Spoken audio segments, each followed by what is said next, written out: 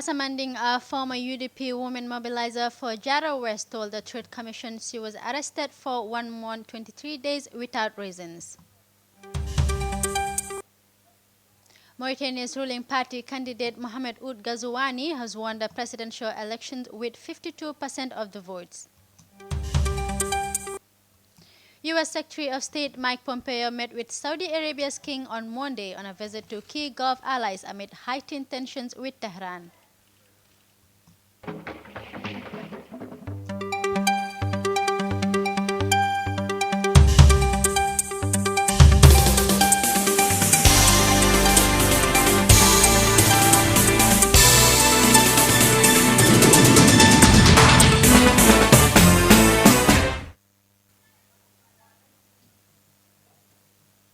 Hello, you're watching the World Today News Bulletin, and I am Fatmata Jajo. We now kick off with our first story. Kasamanding Keita, a former United Democratic Party woman mobilizer for Jara West, appears before the Truth, Reconciliation and Reparation Commission today in connection with her arrest and detention at the Janjanbureh prison. She told the Truth Commission that she was illegally detained at Janjanbureh prison for 1 month, 10 days, and later she was also illegally detained at Summer Police Station where she was kept for 13 days. In all these detentions, she was neither told of her crimes nor charged. Keita, a strong supporter of the UDP, said her troubles began when she reported to the Independent Electoral Commission of the electoral malpractices, adding 3 people renting in their compound were foreigners but were given voter cards to vote. A critical problem, she reported. Nothing was done about the electoral malpractice, but later she was arrested with 10 other men from the UDP. They were not told of what they had done, and the court case could not proceed. Listen to her in this insert. We were there just shortly. The police came to collect me. They took us to the Mansakonko police station.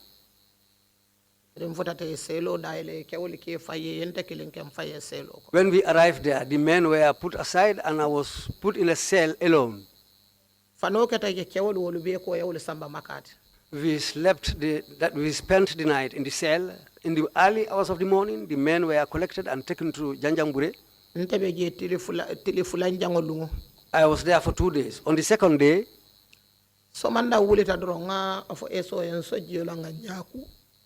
the following morning, I woke up and I told the SO to give me some water to wash my face.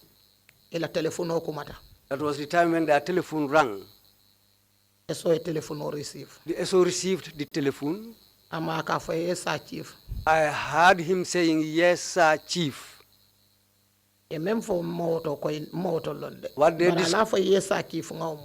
What they discussed, I don't know. But I heard him saying, "Yes, sir, chief."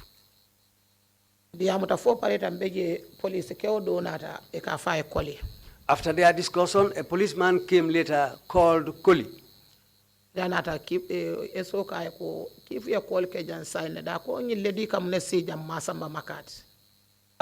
policeman told the guy the policeman came and told the guy that, well, the chief said, "What is this lady doing here up to now, and she has not been sent to Janjanbureh?"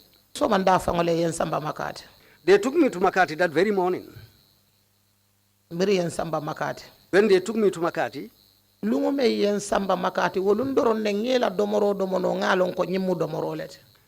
they took me to Makati, the day I arrived there. That was the only day I ate something that they cooked in the prison. That was the type of food I know that this is what is called food here. When you arrived at Makati prison, did they ask you anything there?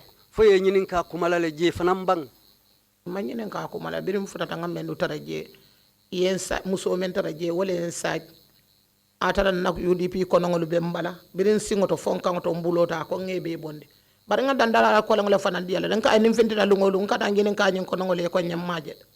Well, when I arrived there, I was having some beads on my body, which are UDP, made of UDP colors. Well, they told me to take out or to take off everything. But I gave the lady a stern warning that the day I am released from this prison, I want all these back, and I don't want anything missing from them. Did they ask you about your details? Did they put it in any document before they took you in? Ako janni be dundi la kaso kono fo ye nyinin ka kumal la ka safe bang. Man de nginen ka fenna de yen sajle doron yewolu fengol bondi mbala yen nginen kan to la nga fa nen kon to yewole safe. They didn't tell me or write anything apart from taking my things from me, and they just wrote down my name and surname and put me inside the jail. Can you recall where in the jail you were placed? Yakilo baka ne kasola je ye dundi bunju mala kono bunju mbe minto ma fanne kaso kono je. E ko ka fola wa to remind. Ako that's the remind wing of the prison. When you got into the remand wing, were you the only one that was there? Rifutata wo remand la ma fangola je. Ite da manne moti je bang. Obungo kono ndam mala mu je musode. I was the only woman in that house. Kasamanding Keita of the United Democratic Party there testifying at the TRRC today. Mauritania's ruling party candidate Mohamed Ould Ghazouani has won the presidential elections with 52% of the votes, the Electoral Commission announced, with opposition candidates crying foul. Ghazouani's nearest rival, anti-slavery campaigner Biramda Abaid, came second with 18%, while third-place candidate Mohamed Ould Boubacar, who is backed by the country's biggest Islamic party, got 17%. The opposition rejected the results, calling on the Mauritanian people to resist within the bounds of the law this umpteenth coup d'etat against the will of the people. Naifatu Bangura has more. Former Defense Minister Mohamed Ould Ghazouani was declared winner of Mauritania's presidential election. Ould Ghazouani, 63, an ally of incumbent President Mohamed Ould Abdel Aziz, won over 52% of the votes cast in Saturday's polls, according to the country's Electoral Commission. 6 candidates vied in the polls, including human rights activist Biram Ould Abaid, who trailed second with only 18.5% of the votes. Born in the central town of Boumdiene, Ghazouani hailed from a Sufi family. In the late 1970s, he volunteered in the military and held several positions, including the commander of the Armored Corps and head of the Homeland Security Department. In August 2005, Ould Ghazouani participated in a military coup that toppled President Mauritania Ould Taya and became a member of the military council that oversaw a transitional period. In August 2008, he participated with current President Mohamed Ould Abdel Aziz in a second military coup that overthrew Mauritania's first democratically elected civilian president, Sidi Ould Sheikh Abdallah. Following the coup, Ould Abdel Aziz resigned from the military establishment and ran for president in 2009 and was re-elected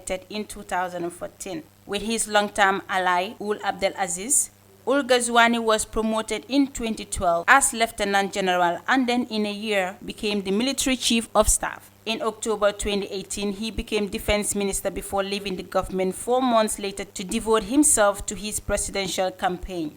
In January, Ould Abdel Aziz announced he would not stand for re-election, dismissing calls from his supporters for constitutional amendments that could have allowed him to run for a 3rd term in office. Ould Ghazouani was widely expected to sweep Mauritania's presidential race due to Ould Abdel Aziz's explicit support to him. With Ould Ghazouani's victory, Ould Abdel Aziz, who spent 2 5-year terms, is likely to play a leading role in the Mauritanian leadership, as he announced a few days ago that he will pursue development projects from inside and outside presidency. During his campaign, Ould Ghazouani proposed a 47-page presidential program in which he pledged to create a calm political climate, build strong institutions, and strengthen the fight against corruption. He also pledged to carry out economic reforms and make Capital Nouakchott a city that meets good standards of security, education, health, hygiene, restaurants, transport, trade, housing, urban control, and employment. He also vowed to employ women and those with disabilities. Reporting for iAfrica News, I am Daifatu Bangura.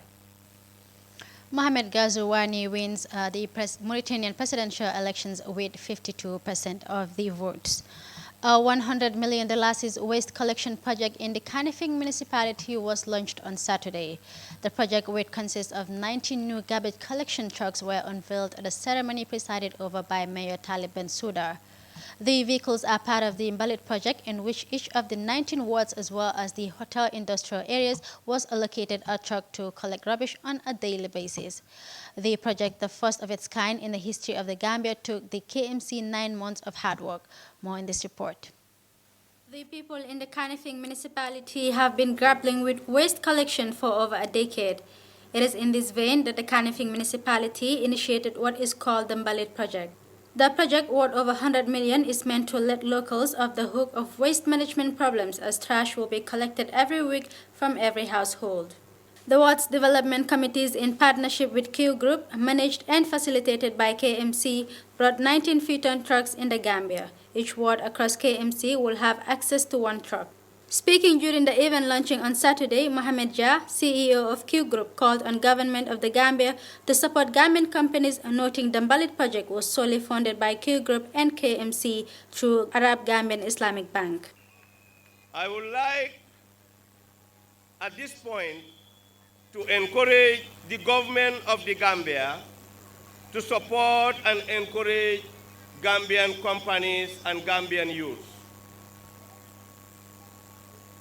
I think this is very important.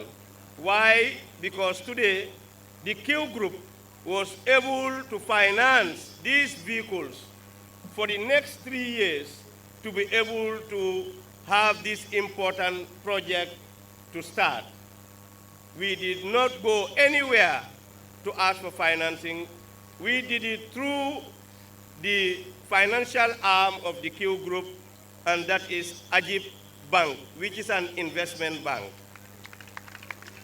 And I think that the government of the Gambia and the people of the Gambia should continue to support and encourage Gambian indigenous companies and Gambian young people, because this is the result you will get.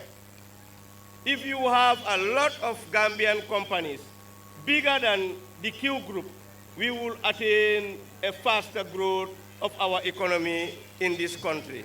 Jah said that the supply company Featon has sent engineers that will stay in the Gambia for 2 years to ensure smooth operation of the trucks. In his statement, the Lord Mayor of Kanifing Municipality, Talib Ahmed Bensouda, stated that the Bulletin project is as a result of demands from the communities for immediate action on the waste management crisis in the municipality. Bensouda pointed out that the $100 million project belongs to the communities of 19 wards. The council therefore serves as a facilitator and manager of the project. 10 months ago, after demands from our communities for immediate action on the waste management crisis in our municipality, we offered the Bulletin project idea and people asked us to deliver it. The Bulletin project is $100 million project that belongs directly to the communities of our 19 wards. It is a partnership via a build, operate, transfer model between the Q Group and the ward development committees who represent their communities in this agreement. The communities are expected to fulfill their part of the agreement in less than 3 years, which is to pay rock-bottom user fees of $100 for weekly waste collection, after which the trucks will be transferred to the full ownership of the ward development committees.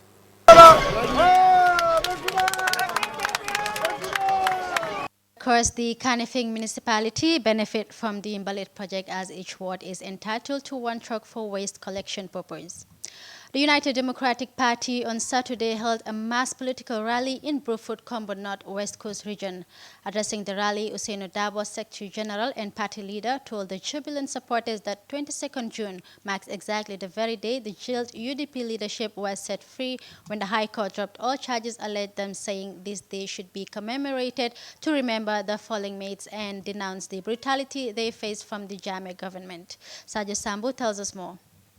The United Democratic Party on Saturday held a mass political rally in Brufut, Sanem entering ward graced by the former Vice President of the Gambia and party leader Usainu Dabo. Thousands of the party loyalists from afar and near across the length and breadth of the country traveled to attend the first political rally of the new executive committee of the party for Sanem entering ward. In his welcoming remarks to the thousands gathered in yellow shirts and flags showing their loyalty to party executives, the newly elected chairman of the Sanem ward, Lamin Dabo, said the ward was forced to Congress and elect a new body when they realized that there were some hypocrites in within the party undermining its agenda. November 5th,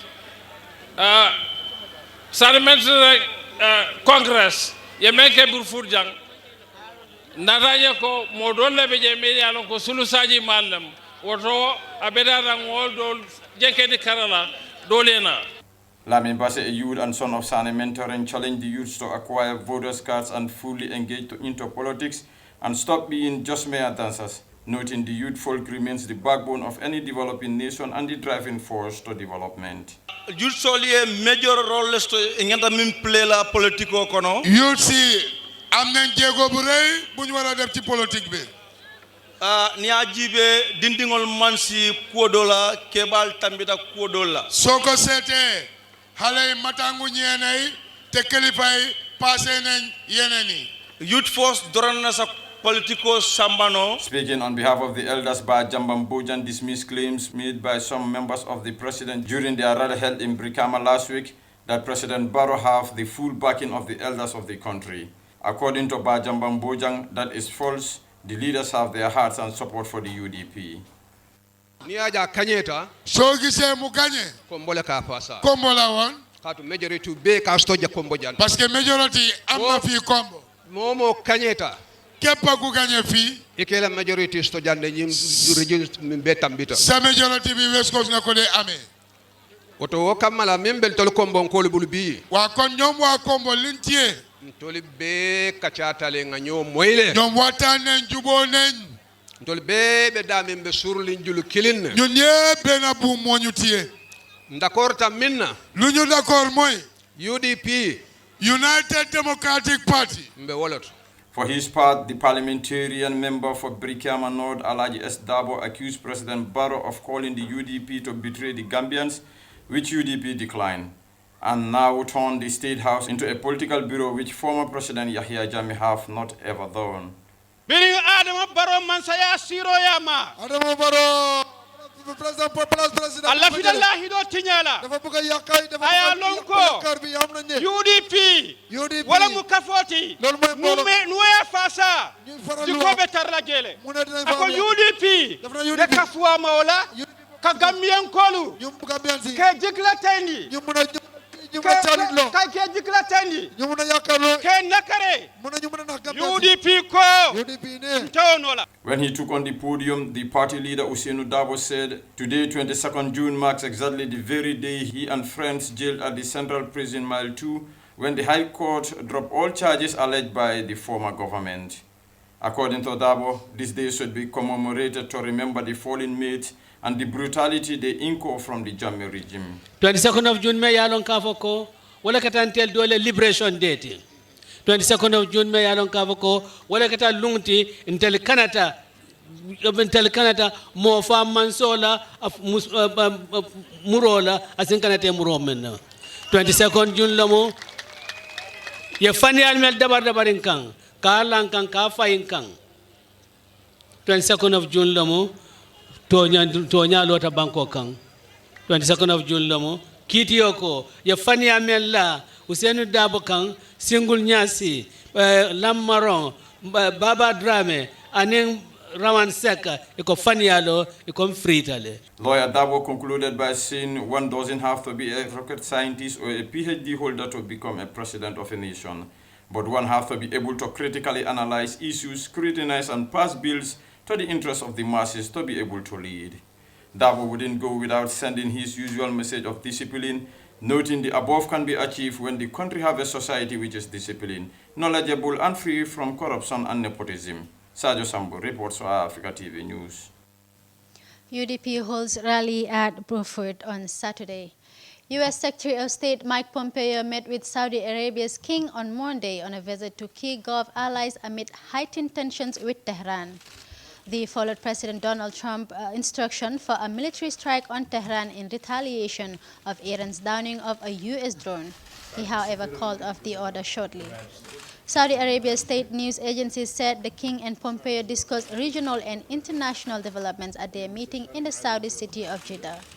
Relations between longtime foes Iran and the United States have deteriorated since Trump withdrew Washington a year ago from a 2015 accord that curbed Tehran's nuclear program in exchange for easing sanctions. Federal Express, an American multinational courier delivery services company abbreviated as FedEx, has admitted being at fault against Hawaii. Headquartered in Memphis, Tennessee, FedEx performance has shocked Beijing's business giant. In this report, we look at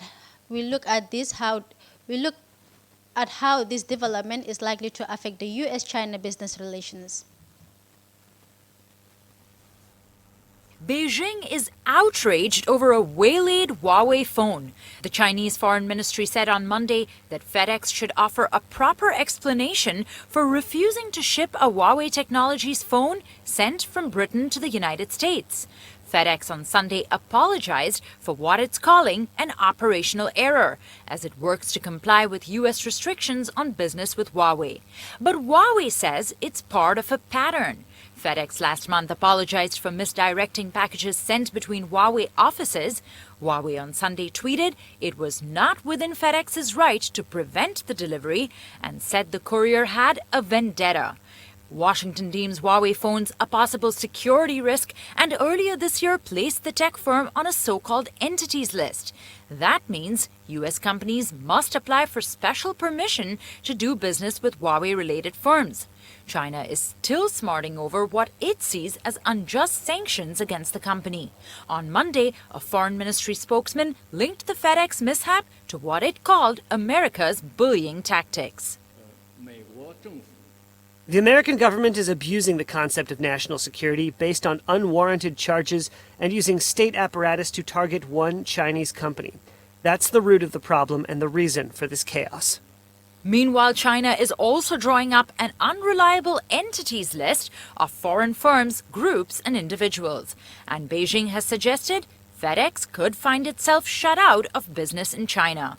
The potential tit-for-tat comes against a backdrop of increasing tension between the world's two biggest economies.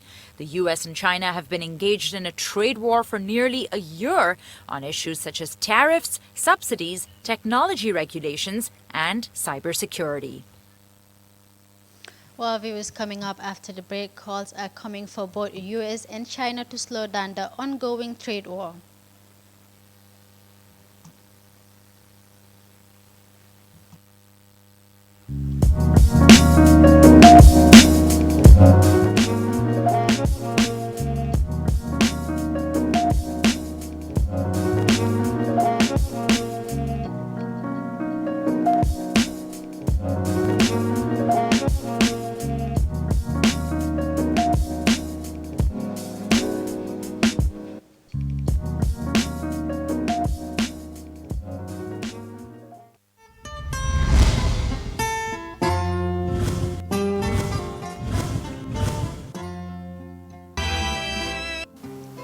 Fear over electoral rigging rocks Zimbabwe as the country. Yesterday, after listening to Prime Minister May's assessment of the state of the negotiations,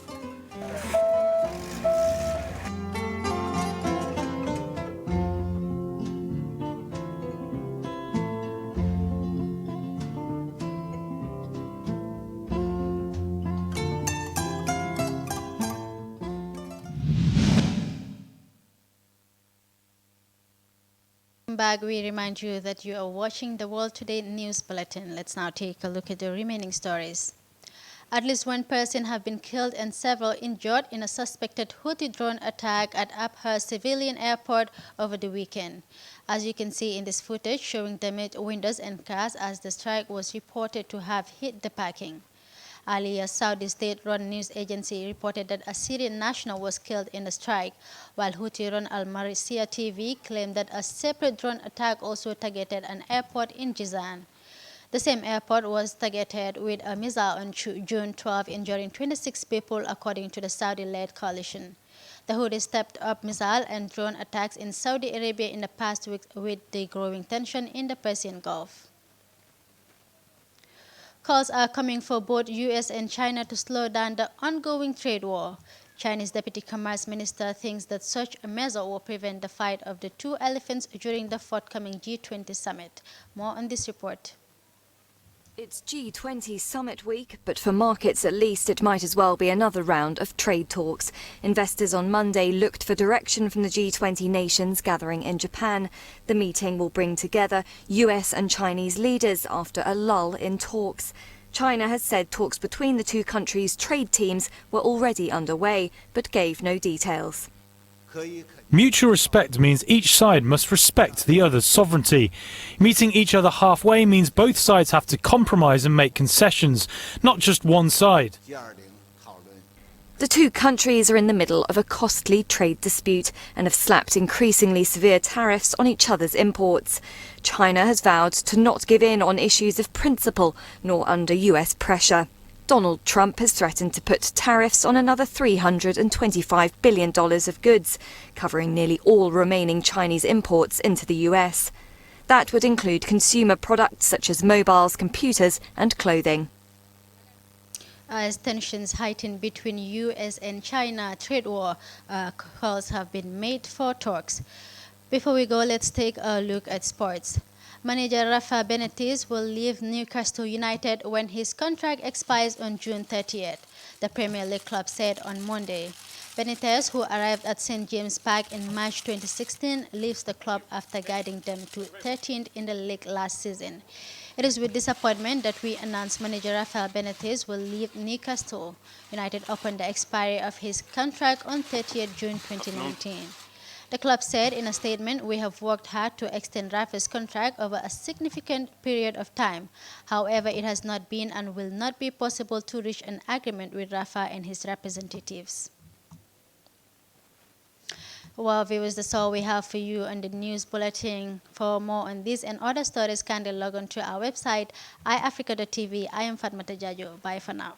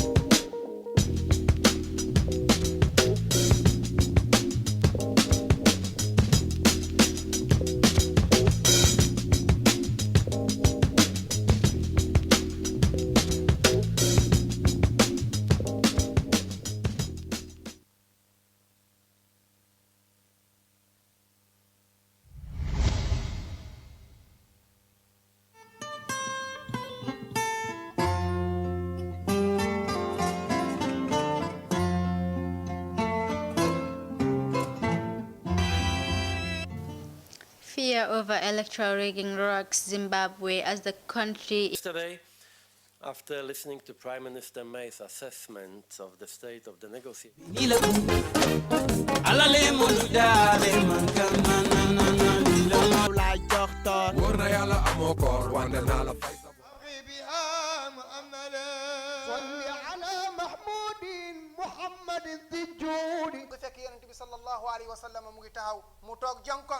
why it is our diocesan patron feast day is because the Cathedral of Our Lady of the Assumption is dedicated.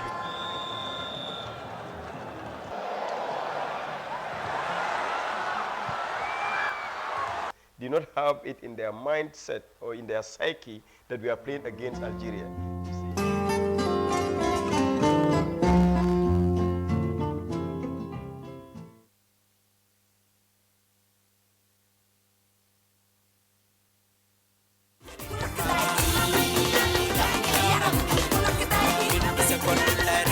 Revolution